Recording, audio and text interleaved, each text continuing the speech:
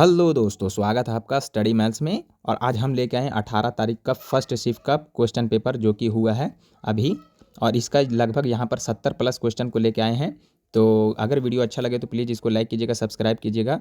तो बिना कुछ देरी के अपने टॉपिक पे बात करते हैं कि क्या क्या प्रश्न पूछा गया था। तो यहाँ से प्रश्न था कि बिहार का हाजीपुर शहर किन दो नदियों के संगम पर स्थित है। तो एक नदी गंगा दिया हुआ था, गंगा दिया हुआ था पहले से क्वेश्चन में, लेकिन इसका आंसर था गंडक। तो ऑप्शन में गंडक था। तो हाजीपुर मुख्य रूप से गंगा और गंडक नदी के संगम पर बसा हुआ था। तो ऑप्शन में गंडक था, तो गंडक को टिक मारना था। फिर है कि निम्नलिखित का मिलान कीजिए। तो हम मिलान करके लेके आए दोस्तों।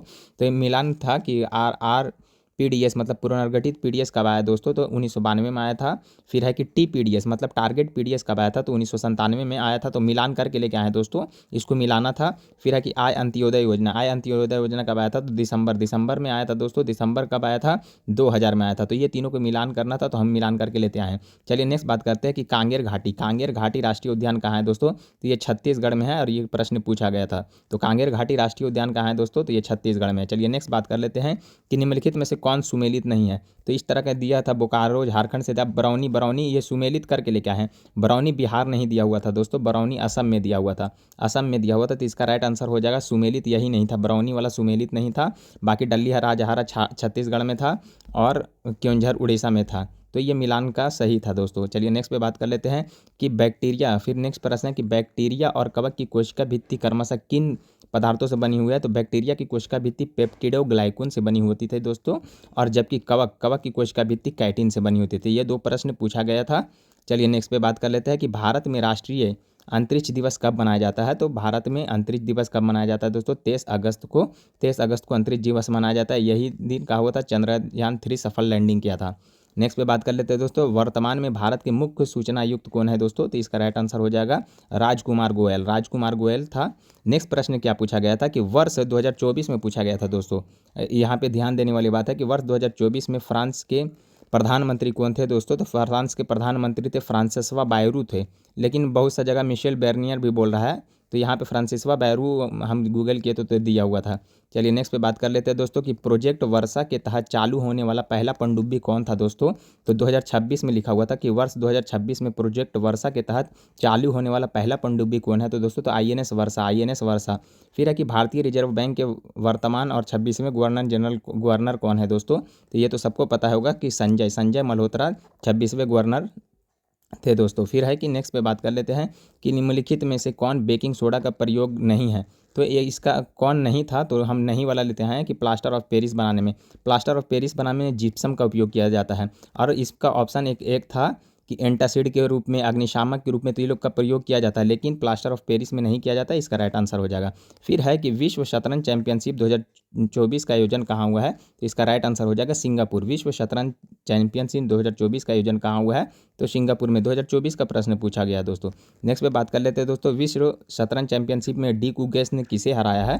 तो विश्व शतरंज चैंपियनशिप में डी गुकेश डिंग लीरेन को हराया था, डिंग लीरेन को हराया था। नेक्स्ट बात करते हैं कि पटना के गांधी मैदान में आयोजित सरस मेला का मुख्य उद्देश्य क्या था दोस्तों, तो उद्यमिता को बढ़ावा देना इसका मुख्य उद्देश्य था, उद्यमिता को बढ़ावा देना। नेक्स्ट पे बात कर लेते हैं, नेक्स्ट क्या है दोस्तों कि वर्ष 2011 की जनगणना के अनुसार बिहार की कुल साक्षरता दर क्या है दोस्तों। तो 2011 की जनगणना के अनुसार बिहार की कुल साक्षरता दर 61.80 कितना है दोस्तों, 61.80 है। नेक्स्ट बात कर लेते हैं कि भारत रत्न पुरस्कार प्राप्त करने वाला एकमात्र खिलाड़ी कौन है दोस्तों, तो ये सचिन तेंदुलकर है। तो भारत रत्न पुरस्कार पाने वाले एकमात्र भारतीय सचिन तेंदुलकर है, जो कब मिला है दोस्तों, तो 2014 में मिला है। नेक्स्ट देख लेते हैं कि हाल ही में किस नगर में ई वोटिंग प्रणाली अपनाने वाला पहला राज्य है दोस्तों, तो ये बिहार है। बिहार ई वोटिंग प्रणाली अपनाने वाला पहला राज्य है। और सभी केंद्रों पे 1200 एक बूथ पे अधिकतर मतदाता 1200 करने वाला भी ये पहला राज्य है, बिहार। नेक्स्ट है दोस्तों कि वर्ष 2025 में जो नोबेल पूछा है रसायन शास्त्र में नोबेल जो पुरस्कार मिला कौन कौन था। तो यहाँ पे उमर यागी था, रिचर्ड रॉबसन और सुसुम शिकावा। तो बोला किसे नहीं दिया गया था, तो उसमें से एक ऑप्शन था दोस्तों, यहाँ पे उमर यागी था ना, वहाँ पे था सुसुम यागी। तो सुसुम यागी इसका राइट आंसर होगा, सुसुम यागी। तो इन तीनों को मिला है, एक ऑप्शन था सुसुम यागी, तो सुसुम यागी को नहीं मिला है, ये ध्यान रखिएगा। नेक्स्ट बात कर लेते हैं कि किसान सशस्त्र विद्रोह जो तेलंगाना में कब हुआ था दोस्तों, तो ये 1946 में हुआ था, 1946 में हुआ है, इसका राइट आंसर हो जाएगा। फिर देख तो मिलाने वाला था कि यहाँ पे मिलाने वाला था कवक से और ये तो हम मिला के लेके आए हैं। तो कवक के बारे में दिया हुआ था, तो कवक के बारे में हो जाएगा इसका राइट आंसर सुविकसित केंद्रक हो जाएगा। यूकैरियोटिक जीव एक वास्तविक और झिल्लीबद्ध केंद्रक होता है, तो एक वास्तविक और झिल्लीबद्ध केंद्रक हो जाएगा यूकैरियोटिक जीव का विशेषता। फिर है कि प्रोकैरियोटिक जीव, प्रोकैरियोटिक जीव की क्या विशेषता है, तो एक कोशिकीय होते हैं। प्रोकैरियोटिक क्या होते हैं, एक कोशिकीय होते हैं। चलिए नेक्स्ट पे बात कर लेते हैं कि निम्नलिखित में से इसमें भी यहाँ पे मिलान करना था कि रफ एंडोप्लाज्मिक रेटिकुलम का क्या काम था, तो इसका मुख्य काम यहाँ पे प्रोटीन संश्लेषण था। पहला था इसका मुख्य कार्य का था प्रोटीन का संश्लेषण करना था, इसी को मिलाना था। दूसरा था लाइसोसोम दिया हुआ था, तो लाइसोसोम के क्या काम है, या कोशिका का सफाई कर्मी या एंजाइमों की मदद से इसको आत्मघाती थैला कहा जाता है, तो लाइसोसोम को कोशिका का सफाई कर्मी भी कहा जाता है। नेक्स्ट बात कर लेते हैं दोस्तों, नेक्स्ट क्या है कि राइबोसोम, राइबोसोम के बारे में यह कोशिका की प्रोटीन फैक्ट्री कहलाता है जिसका मात्र काम एमिनो एसिड बना होता है। और तीसरा था गोल्जी काय था, तो गोल्जी काय का क्या काम है, यह प्रोटीनों का पैक करने और उन्हें सही पते पर भेजने का काम करता था। ये तीनों इसका मतलब मिलाने का था, तो हम मिला के लेते आए हैं, इस तरह का प्रश्न आए थे। नेक्स्ट पे बात कर लेते हैं दोस्तों कि 28 जनवरी को डेटा गोपनीयता दिवस की थीम क्या थी दोस्तों, तो अभी 2025 में हम देख रहे थे कि डेटा गोपनीयता थीम थी, इसका था अपने डेटा पर नियंत्रण रखना। क्या था, अपने डेटा पर नियंत्रण रखना। चलिए नेक्स्ट पे बात कर लेते हैं कि 1917 में चंपारण सत्याग्रह, 1917 में चंपारण के किसानों की समस्या को देखने के लिए महात्मा गांधी को बिहार आने का निमंत्रण किसने दिया था दोस्तों, तो बिहार आने के लिए महात्मा गांधी को किसने निमंत्रण दिया था, तो इसका राइट आंसर हो जाएगा राजकुमार शुक्ल ने। किसने दिया था, तो राजकुमार शुक्ल ने बिहार आने के लिए निमंत्रण दिया था। नेक्स्ट बात कर लेते हैं कि निम्नलिखित में से बिहार का उत्तर तक कौन सा विद्रोह फैला था दोस्तों, तो वहाँ पे बहुत सारा एक सन्यासी विद्रोह था, एक पागलपंथी विद्रोह था, एक भील था, तो इसका राइट आंसर हो जाएगा रंगपुर विद्रोह। क्यों था दोस्तों, तो रंगपुर विद्रोह। चलिए नेक्स्ट पे बात करते हैं कि एग्रो वोल्ट एक परियोजना किस राज्य में स्टार्ट किया गया है, तो एग्रो वोल्ट कृषि, दोस्तों यहाँ पे सुधार कर लीजिएगा, एग्रो वोल्ट कृषि को लागू करने वाला पहला राज्य या कौन सा राज्य है, तो इसका राइट आंसर हो जाएगा यूपी उत्तर प्रदेश। नेक्स्ट पे बात कर लेते हैं कि प्लान एक, यहाँ से इंग्लिश से 3 4 6 क्वेश्चन लगभग 5 क्वेश्चन आया था, तो वहाँ भी देख लेते हैं कि प्लान का वास्तविक अर्थ क्या होता है दोस्तों, तो प्लान का अर्थ होता है योजना दिया हुआ था, तो योजना इसका राइट आंसर हो जाएगा। फिर था कि एक था मुफ्तखोरी को इंग्लिश में क्या कहा जाता है, तो इसका राइट आंसर हो जाएगा फ्री लोडर।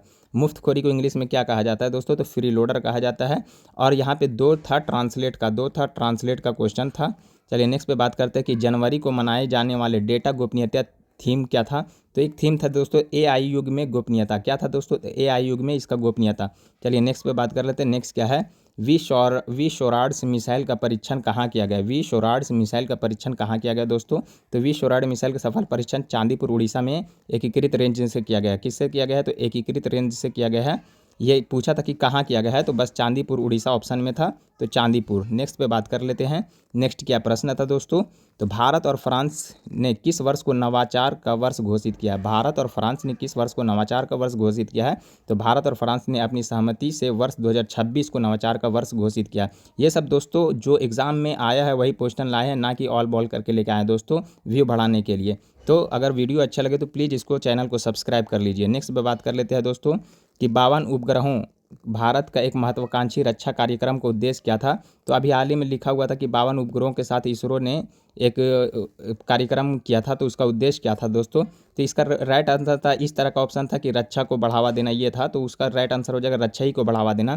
तो चीन और पाकिस्तान जैसे पड़ोसी देशों की गतिविधियों पर नज़र रखने के लिए, तो रक्षा को नज़र ऐसा कर, रक्षा मतलब चीन और में रक्षा को बढ़ाने के लिए इस टाइप का ऑप्शन था, तो इसका राइट आंसर हो जाएगा। नेक्स्ट पे बात करते हैं, अनुच्छेद दिया हुआ था कि अनुच्छेद और इस प्रकार का मिलान था, तो हम मिला के लेके आए हैं कि राष्ट्रीय आपातकाल था अनुच्छेद 352 में, राष्ट्रपति शासन 356 में, और वित्तीय आपातकाल कब था, तो 360 में, अनुच्छेद 360 में, तो ये मिलान हम लेके आए हैं। फिर एक क्वेश्चन था कि किस संविधान के तहत मतदाता की आयु 21 वर्ष से घटाकर कब कर दिया गया है दोस्तों, तो ये 18 वर्ष कर दिया गया था। क्या कर दिया गया, तो 18 वर्ष कर दिया गया था, तो ये था 61वां संविधान संशोधन, तो इस यह राइट आंसर हो जाएगा, यह 61वां संविधान संशोधन अधिनियम 1988 के तहत किया गया था, 1989 में लागू हुआ था दोस्तों, याद रखिएगा। नेक्स्ट बात करते हैं, एक प्रश्न था कि क्या राष्ट्रपति संसद का भाग है, पहला ये एक प्रश्न था। दूसरा था और क्या यह लोकसभा या राज्यसभा का सदस्य होता है, दूसरा ये दो प्रश्न था। एक प्रश्न यहाँ से बन गया और ये एक प्रश्न यहाँ से बन गया, तो देख लेते हैं दोनों कथन और कारण दोनों जो दिया होता सही था। तो देखिए कि हाँ, राष्ट्रपति संसद का भाग होता है, राष्ट्रपति संसद का भाग होता है, लेकिन लोकसभा या राज्यसभा का सदस्य होता है, तो देखिएगा वह लोकसभा या राज्यसभा का में से किसी भी सदन का सदस्य नहीं होता। तो ये वही था कि किसी भी सदन का सदस्य होता है कि नहीं, तो उसमें लिखा हुआ था कि नहीं, नहीं होता। तो इस तरह का एक प्रश्न था कि क्या राष्ट्रपति संसद का भाग होता है और क्या वह लोकसभा और राज्यसभा के सदस्य होते हैं। तो इस तरह का प्रश्न था। चलिए नेक्स्ट पे बात कर लेते हैं कि प्रमुख जनजातीय विद्रोह और उसका मिलान था दोस्तों। का प्रमुख जनजातीय विद्रोह मिलान था, तो हम मिलान करके लेके आए हैं दोस्तों। तो कि कोल विद्रोह 1831 में हुआ था, संताल विद्रोह 1855-56 में, तो 55 दिया हुआ था ऑप्शन में। फिर मुंडा विद्रोह क्या था दोस्तों, तो 1899 से 1900 के बीच में, और रंपा विद्रोह दिया हुआ था 1922 से और 1924 के बीच में। चलिए देख लेते हैं। फिर है कि मुद्रा दिया हुआ था, विभिन्न देश का मुद्रा दिया हुआ था, उसको बोल रहा था कि क्रोनोलॉजी में डालना, बढ़ा मतलब ये करना, सजाना है कि किसका मुद्रा सबसे ज़्यादा है। तो यहाँ पे सबसे ज़्यादा ब्रिटिश पाउंड स्टर्लिंग का था। किसका था? ब्रिटिश पाउंड स्टर्लिंग का था। उसके बाद यूरो का था, फिर उसके बाद अमेरिकन डॉलर का था, उसके बाद ऑस्ट्रेलियन डॉलर का था। तो इसको सजाना था दोस्तों। तो ब्रिटिश पाउंड स्टर्लिंग, फिर यूरो, फिर अमेरिका डॉलर, फिर ऑस्ट्रेलियन डॉलर, इसको मिलाना था। चलिए नेक्स्ट पे बात कर लेते हैं दोस्तों, निम्नलिखित में से कौन सा कथन सही है दोस्तों। तो यहाँ पे सही नहीं है दोस्तों, यहाँ पे तो पूछा था सही है।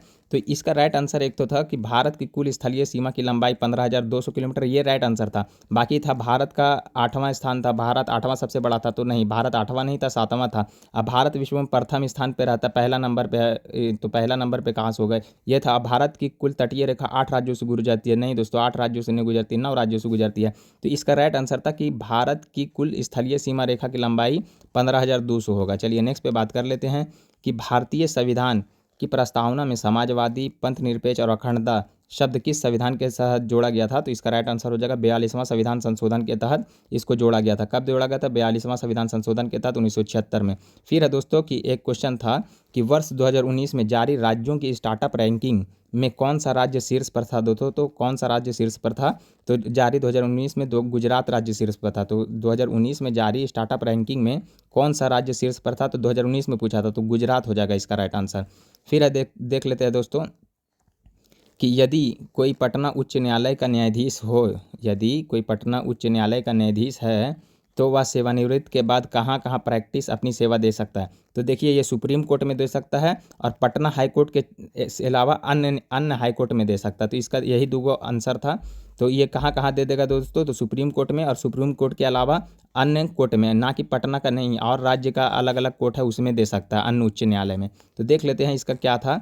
तो संविधान के अनुच्छेद 220 के अनुसार पटना उच्च न्यायालय का एक स्थायी न्यायाधीश सेवानिवृत्ति के बाद क्या होगा दोस्तों? भारत के सर्वोच्च न्यायालय और अन्य उच्च न्यायालय, बस सर्वोच्च न्यायालय और अन्य उच्च न्यायालय में क्या कर सकता है? सेवा दे सकता है। सर्वोच्च न्यायालय और अन्य उच्च न्यायालय, इस तरह का ऑप्शन था। चलिए नेक्स्ट देख लेते हैं कि नेक्स्ट क्या था दोस्तों। तो निम्नलिखित में से कौन सा ओपन सोर्स सॉफ्टवेयर का उदाहरण नहीं है। तो उसमें एक ऑप्शन था दोस्तों कि एडोब रीडर। तो एडोब रीडर ओपन सोर्स का उदाहरण नहीं है, तो इसका राइट आंसर हो जाएगा। और कंप्यूटर का एक प्रश्न था दोस्तों, तो वो याद नहीं आ रहा, आपको याद आएगा तो कमेंट में पिन कर देंगे। नेक्स्ट पे बात कर लेते हैं कि एक पुस्तक था दोस्तों, द वेल्थ ऑफ नेशन, पुस्तक किसने लिखी है? तो आप लोग को पता होगा, एडम स्मिथ ने लिखा है। तो देख लेते हैं कि यह प्रसिद्ध पुस्तक एडम स्मिथ ने लिखी थी, द वेल्थ ऑफ नेशन। फिर देख लेते हैं कि भारत में युद्ध सेवा के दौरान कौन सा वीरता के लिए निम्नलिखित पदक दिए जाते हैं दोस्तों। तो वीरता के लिए महावीर चक्र, वीर चक्र, और एक था परमवीर चक्र। तो देखिए, एक परमवीर चक्र है, एक महावीर चक्र है, और एक वीर चक्र है। तो 1, 2, 3 ऑप्शन में था, तो इसका राइट आंसर हो जाएगा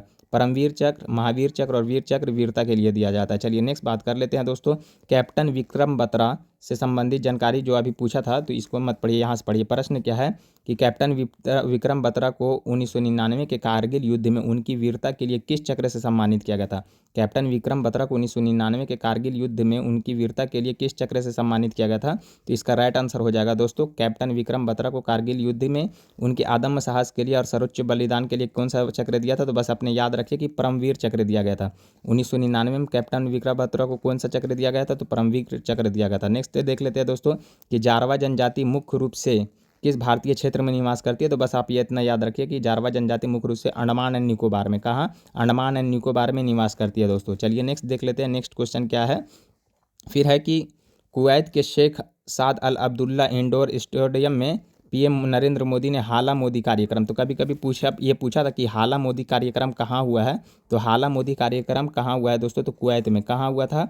आयोजन हुआ था तो कुवैत में। तो ये क्वेश्चन पूछा था, हाला मोदी कार्यक्रम कुवैत में आयोजन हुआ था।